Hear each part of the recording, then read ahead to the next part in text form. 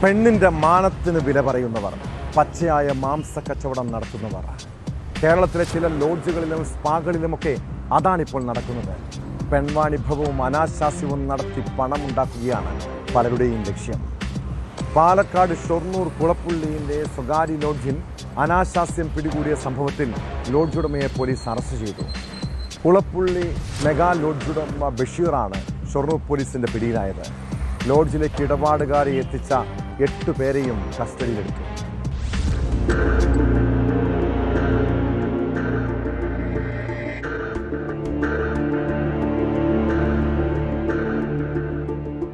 ഷൊർണൂർ കുളപ്പുള്ളിയിലാണ് ഞെട്ടിക്കുന്ന സംഭവം നടന്നത്. രാജ്യത്തെ വിവിധയിടങ്ങളിൽ നിന്നുള്ള സ്ത്രീകളെ ലോഡ്ജിലെത്തിച്ച് ഇടപാടുകാർക്ക് കാഴ്ചവെച്ചിരുന്നു. ഇങ്ങനെ വൻ സാമ്പത്തിക ലാഭമുണ്ടാക്കലാണ് ലോഡ്ജിന്റെ നടത്തിപ്പിന് പിന്നിലെന്ന് പോലീസിന്റെ അന്വേഷണത്തിൽ കണ്ടെത്തി.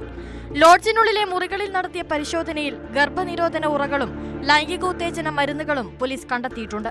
ലോഡ്ജുടമയായ ബഷീറിന്റെ കയ്യിൽ നിന്നും 44,000 രൂപയും പോലീസ് പിടിച്ചെടുത്തു.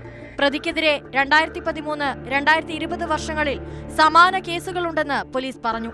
കോടതിയിൽ ഹാജരാക്കിയ ബഷീറിനെ റിമാൻഡ് ചെയ്തു. ലോഡ്ജിലേക്ക് ഇടപാടുകാരെ എത്തിച്ച വെസ്റ്റ് ബംഗാൾ, അസം, ബംഗളൂരു, ചെന്നൈ എന്നിവിടങ്ങളിലും കുളപ്പുള്ളി, പട്ടാമ്പി, ആലുവ, കല്ലടിക്കോട് എന്നീ സ്ഥലങ്ങളിൽ നിന്നുള്ളവരുമായി 8 പേരെയും പോലീസ് കസ്റ്റഡിയിലെടുത്തിട്ടുണ്ട്.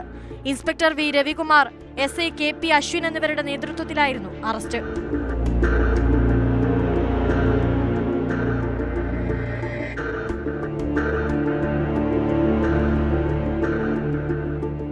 ന്യൂസ് 18 പട്ടാമ്പി.